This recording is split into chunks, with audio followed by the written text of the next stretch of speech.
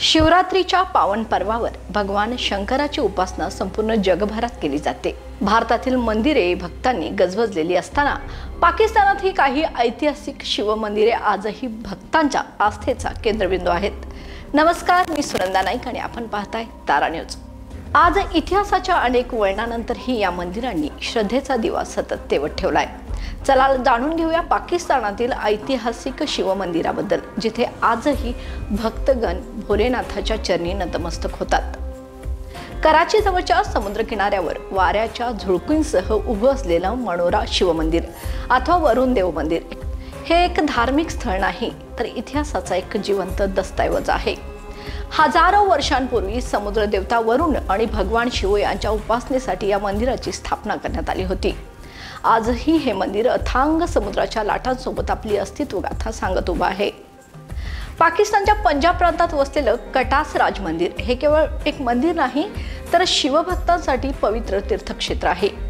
प्राचीन ग्रंथानुसार माता सतीच्या निधनानंतर भगवान शिव जेव्हा शोकाकुल झाले, तेव्हा त्यांच्या डोळ्यातून गंगेसारखे निर्मळ अश्रू वाहू लागले।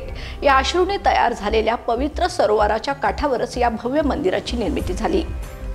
कटासराज मंदिराचा परिसर अतिशय भव्य आहे। येथे अनेक लहान मोठी मंदिरे आहेत आणि महाशिवरात्रीच्या वेळी हे संपूर्ण मंदिर परिसर शिवभक्तांनी गजबजून जातं। भाविक मोठ्या संख्येने इथे येतात आणि भोलेनाथाच्या चरणी नतमस्तक होतात। कटासराज मंदिर हा फक्त धार्मिक केंद्रबिंदू नसून भारत पाकिस्तान संस्कृतीच्या ऐक्याचा देखील एक जिवंत दुवा आहे। सिंध प्रांतात वसलेलं गौरी मंदिर हे देखील भगवान शंकर आणि देवी पार्वती यांना समर्पित आहे। साधारणतः 300 वर्षापूर्वी बांधलेल्या या मंदिराची वास्तुकला अद्वितीय आहे। राजस्थानी शैलीत बांधलेलं हे मंदिर पाहताना एक वेगळाच आध्यात्मिक अनुभव मिळतो। महाशिवरात्रीच्या निमित्ताने येथे विशेष पूजा अर्चा केली जाते। भजन कीर्तनाच्या स्वरांनी संपूर्ण मंदिर परिसर दुमदुमतो। श्रद्धाळू जलाभिषेक करतात आणि उत्सवाचा आनंद लुटतात। सिंधमधील हिंदू समाजासाठी हे मंदिर केवळ धार्मिक स्थळ नसून श्रद्धा आणि संस्कृती जपणारं केंद्र आहे।